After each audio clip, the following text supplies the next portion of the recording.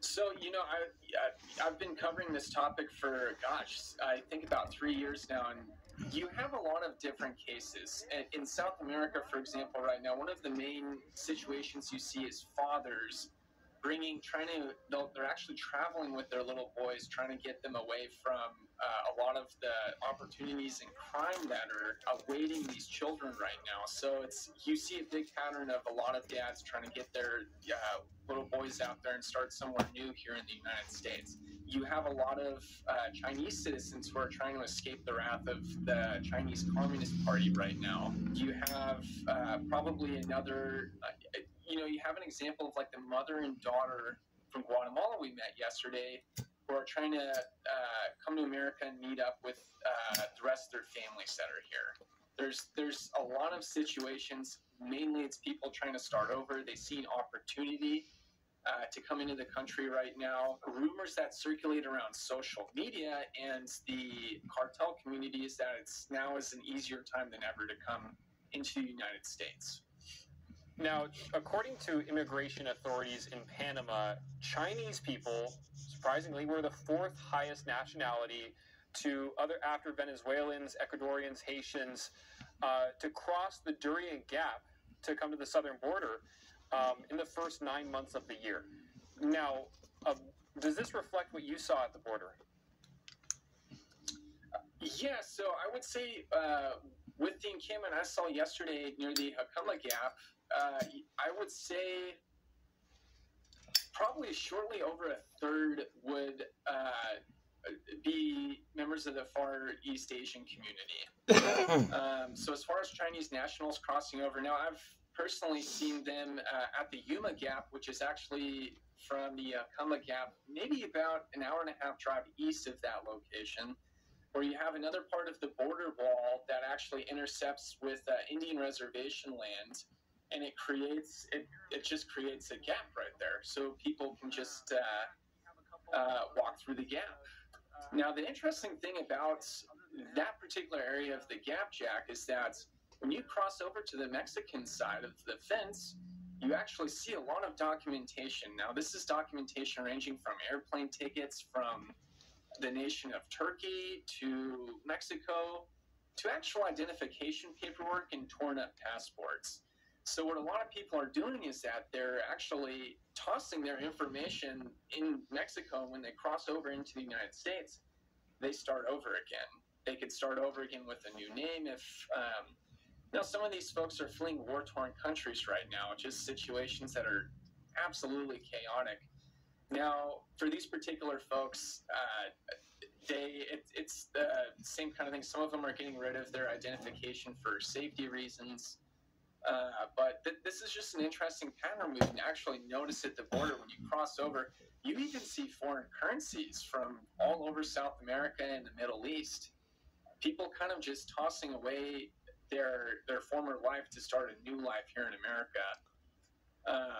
And I'm guessing that's also a pattern that's happening at other open border crossings as well. Well, John, is there anything else here you'd like to add?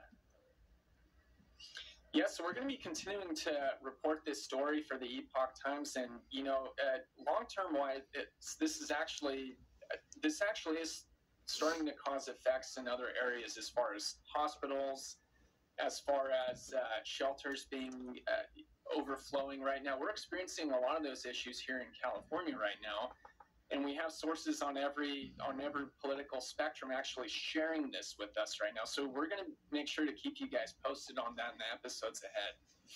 Well, John, thank you so much for your time here, and certainly you'll keep us updated. Appreciate it. Absolutely. Economic issues and immigration. And in some cases, the two topics seemingly go together. The U.S. is planning to give money to the Inter-American Development Bank. The bank then uses the money for a financing platform that will serve middle and high-income countries in Latin America. The hope is to expand economic opportunities in the region so immigrants do not head to the U.S. Now, country as the world is already laughing at us. When we're dividing ourselves from within, while the nation is focused on internal battles, a greater threat looms on the horizon. The Chinese Communist Party. 绝不允许任何外来势力奴役我们，谁妄想这样干，必将头破血流。 They're systematically infiltrating our government. They're stealing our technology. And they're attacking our freedoms. The FBI is opening a new China-related counterintelligence case about every 10 hours. The Chinese are preparing for war. We Americans are very good at being oblivious as to what our enemies are saying. And we did not pay attention to Osama bin Laden until one day he killed 2,977 Americans. This is not just a battle of ideologies or just about pursuit of dominance. This is a war that will alter the course of our lives. And if we lose, it will condemn our children and future generations to a world of unimaginable horrors. This is why my show in the Epoch Times is so critical.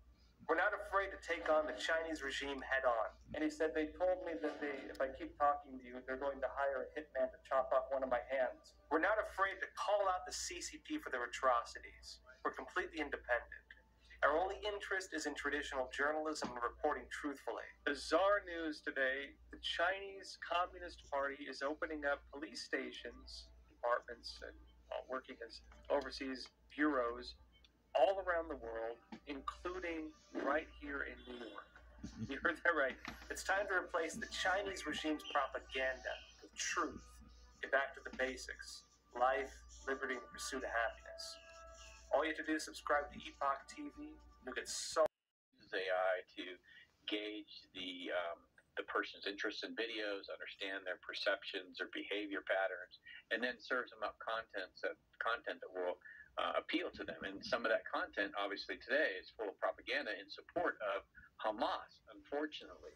And I think, when you look into the fact that this company is controlled by the Chinese Communist Party, and given the fact that you see Xi Jinping meeting with the Iranians, meeting with the member of the Palestinians that are causing a lot of these problems, you really understand where the Chinese allegiance lies, and that is to Iran, and that's to its proxies, one of which is Hamas.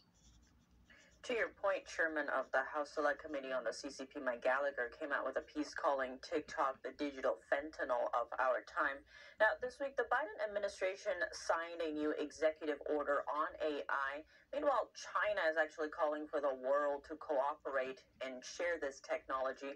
How do you read that message given China's history with IP theft? Well, the fuel of AI is data, and China has not only all of its data, it has all of our data. And that's what it told President Trump when he went and visited during his administration. And they said, look, we're going to be the lead in AI because we have everyone's data, and you're going to have to get in line. So I think, cooperating with China on AI is a bad mistake for the free world. In fact, I think it's actually important for us to lock down our data so not only can the Chinese not have access to it, nobody should have access to it. I think it's actually a human right that you have the ability to own and control data that is collected about you and data that is owned by you. So I think that's a challenge, in terms of ideology between China's authoritarian system and our democratic or liberal democratic system. Privacy, data sovereignty is a key component of that in a modern digital world.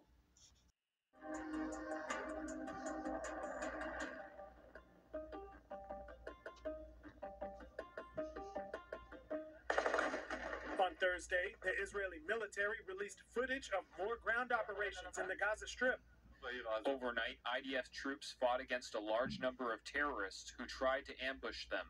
At the end of the battles spanning a few hours, including fighting from the ground with air support from aircraft and missile ships, many terrorists were killed. And Prime Minister Benjamin Netanyahu said the Israel Defense Forces have now moved past Gaza City, the largest city in the Gaza Strip. However, Israeli troops may need to be more careful about where they huddle up. Hamas terrorists released a video showing a drone dropping an explosive on what they claim are Israeli troops in Gaza on Wednesday. The IDF continues to attack through the air as well. On Wednesday, the IDF said they've struck over 11,000 Hamas targets. And recently, the IDF has struck Hamas terrorists in refugee camps for 3 consecutive days. Twice in Jabalia refugee camp and striking Bureij refugee camp on Thursday. Secretary of State Antony Blinken is now headed to Israel in an effort to help minimize civilian casualties. As democracies, the United States, Israel, other democracies have a responsibility to do everything possible to protect civilians who may be caught in harm's way. And this, again, is a crossfire, quite literally, of Hamas's making. This is something that the United States is committed to. I'm not going to get into the details here, but it's very much on the agenda.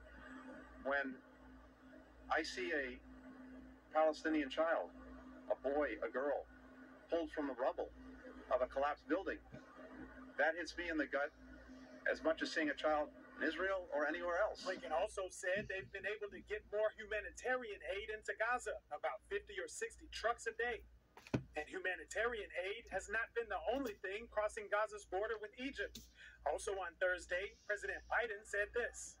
We got today 74 American folks that are dual citizens.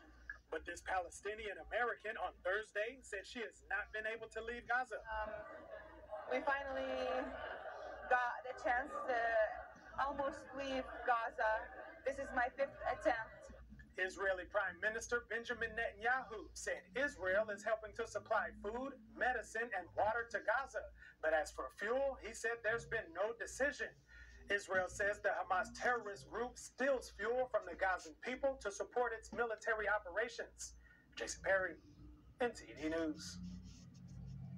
More calls for a humanitarian pause in Gaza, the Defense Department echoing the White House. It's all in hopes of getting more stranded foreign nationals out of the region. Here's what General Pat Ryder said earlier today. The DoD, the things that I highlighted at the top, which is deterring a broader conflict, ensuring force protection, and also ensuring that Israel has what it needs to defend itself. During a campaign rally in Minnesota last night, President Biden was interrupted by a heckler calling for a ceasefire. Biden then responded by suggesting a humanitarian pause on Israel's end. The White House has previously warned that a ceasefire in the Gaza Strip would only benefit Hamas. Tonight, House lawmakers managed fundraising activities for Adams between 2019 and 2021, raising over $18 million for his 2021 campaign. The New York Times reported that she also raised more than $2.5 million for the mayor's 2025 re-election campaign. Today's raid prompted the mayor to cancel his morning meetings to, quote, deal with the matter. A public corruption unit reportedly questioned Suggs during the raid. The U.S. has a new strategy to prevent people from crossing the southern border illegally. That is, giving money to other countries where immigrants can stay. NTD's Arian Pastar has the details of that plan. Stopping immigrants from coming to the U.S. illegally by giving money to other countries. That is a new plan the U.S. is expected to announce on Friday. President Biden is set to host leaders from Latin America and the Caribbean at the White House on Friday. That's to discuss economic issues and immigration. And in some cases, the two topics seemingly go together. The U.S. is planning to give money to the Inter-American Development Bank. The bank then uses the money. We've been acting upon 100 years of precedent has told us that the president must authorize National Guard and there must be a request from the local convening authority, the mayor or the governor, before DOD can release the National Guard and deploy them, as we say. And he did that days before January 6th. And now you have this circus in Colorado saying, haha, but President Trump didn't order the National Guard because our founding fathers precluded that order from the commander-in-chief because they didn't want a president to deploy military personnel uniformly in the United States of America. And a similar case is happening right now in Minnesota, but the justices there today expressed skepticism about whether state courts should have the power to decide on a national matter like whether President Trump can appear on the ballot. So do you think Congress should by any chance get involved in this case, and how likely, if not when, do you think the Supreme Court would step in? Well, cases have to be appealed up to the Supreme Court, and this one would be a matter of great public importance, so it might receive some expedited attention, but they can't just go down and sort of take it. And the judge is right in Minnesota to express skepticism. You're talking about the 14th Amendment of the United States Constitution. That is federal law. It is not state law, and a state court should not be deciding it, but they're choosing these jurisdictions on purpose to continue their lawfare for President Trump. So this case, in my opinion, and every case, will end up in federal court and ultimately the Supreme Court. But the damage will be for the mainstream media and the disinformation campaign to have been published yet again that somehow Donald Trump should be removed from the ballot when it's totally unconstitutional. But they'll leave that part out. And before I let you go here, of course, you mentioned all the media reports going on right now about all the legal troubles that from President Trump is in right now. So do you think it's going to have any impact on the 2024 race, according to what you have seen? I think the way that President Trump has handled it has exposed the two-tier system of justice in this country in state and federal court. And people, whether they like or dislike Donald Trump, are seeing the way not just the media, but the courts treat President Trump, his family, associates, myself, and others included, and weaponize justice for a political purpose. If you disagree with President Trump on his comments from January 6th or how he took on the border and cartels and terrorists, then you should adjudicate that position at the polls, as we have always done. But it's hypocritical for Hillary Clinton, Speaker Pelosi, and Speaker Hakeem Jeffries all to say previous elections were robbed and stolen, and now say Donald Trump doesn't have that right to say that publicly under the United States Constitution. A lot of great insights, as always. Kash Patel, thanks so much for joining us. Both brothers were questioned extensively about their knowledge of statements of financial condition. The statements include the values of the senior Trump's properties and ultimately determine his net worth. Attorney General Letitia James claims the brothers were aware of and knowingly participated in a long-running scheme to falsely inflate the company's assets, and that the fraudulent values were used to land loans and insurance policies on more favorable terms than they were entitled to. Her expert, Michael McCarty, on Wednesday testified that the banks lost $168 million in interest because of the misrepresentations. Oh, and by the way, again, the same supposed victims, because it's a totally victimless thing, are saying, no, we did our own due diligence. We made hundreds of millions of dollars. Judge Arthur Engoron, who is presiding over the trial, stated in a previous order that the banks did make lots of money. But the focus of this trial is on how much more money they could have made if not for the alleged fraud. The judge has already determined that fraud occurred. He now must determine the size of the fine the Trumps are facing. Eric Trump is alleged to have signed several guarantor compliance certificates for his father, and those certificates relied on the financial statements. He testified that he had very little knowledge about those statements. When pressed about a 2013 email with part of a financial statement attached, he conceded he was familiar with them, but said he would not have personally worked on them. The senior Trump took to social media defending his sons and blasting the judge. "Leave my children alone, Engoron. You are a disgrace to the legal profession," he said. Donald Jr. completed his testimony without any cross-examination from defense attorneys. Eric Trump will be back on the stand Friday. Arlene Richards, NTD News. Minnesota's Supreme Court is hearing arguments to prevent former President Trump from running for president. Prosecutors are invoking the Constitution's insurrection clause. This is one of several lawsuits that have been filed around the country to bar Trump from state ballots. Those in favor say the former president's role in the January 6th Capitol breach at the U.S. Capitol disqualifies him. Trump's lawyers argue that the events were a riot, not an insurrection in the constitutional sense. They add that the former president has never been charged with such a crime. There is no more political question in our constitutional order than who should be president. That's the predominant feature of our national political conversation, and the Constitution itself devotes more words and more provisions to how we decide that question than just about any other.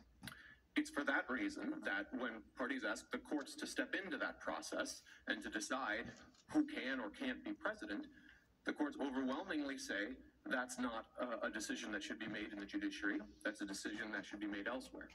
We've had 2 citations of supplemental authority in this case just in the last week or so. Those courts actually took different approaches to this political question issue, but they used exactly the same phrase to describe the presidential landscape. Both of those courts said that the weight of authority holds that this is a political question, not justiciable. The Colorado and Minnesota Use AI to gauge the person's interests in videos, understand their perceptions, their behavior patterns, and then serves them up content that will appeal to them. And some of that content, obviously today, is full of propaganda in support of Hamas, unfortunately. And I think, when you look into the fact that this company is controlled by the Chinese Communist Party, and given the fact that you see Xi Jinping meeting with the Iranians, meeting with the member of the Palestinians that are causing a lot of these problems, you really understand where the Chinese allegiance lies, and that is to Iran, and that's to its proxies, one of which is Hamas. To your point, Chairman of the House Select Committee on the CCP, Mike Gallagher, came out with a piece calling TikTok the digital fentanyl of our time. Now, this week, the Biden administration signed a new executive order on AI. Meanwhile, China is actually calling for the world to cooperate and share this technology. How do you read that message given China's history with IP theft? Well, the fuel of AI is data, and China has not only all of its data, it has all of our data. And that's what it told President Trump when he went and visited during his administration. And they said, look, we're going to be the lead in AI because we have everyone's data, and you're going to have to get in line. So I think, cooperating with China on AI is a bad mistake for the free world. In fact, I think it's actually important for us to lock down our data so not only can the Chinese not have access to it, nobody should have access to it. I think it's actually a human right that you have the ability to own and control data that is collected about you and data that is owned by you. So I think that's a challenge, in terms of ideology between China's authoritarian system and our democratic or liberal democratic system. Privacy, data sovereignty is a key component of that in a modern digital world. Pockets, Hamas's leaders have other sources of wealth. Iran gives them around $100 million annually, which it moves through to Hamas via shell companies. Qatar, since 2014, has been giving hundreds of millions of dollars to Hamas. There's also a Syrian fund where several $billions have been embezzled. Hamas has benefited from cryptocurrencies and through charities. Middle East expert Barak Sina says these charities and cryptocurrency funds are constantly being identified and shut down. Hamas then opens new ones elsewhere. Sina says Hamas's leaders use a lot of this money to live luxurious lifestyles in Qatar. Much of the rest of it goes to fighting Israel. Faye Porter, NTD News.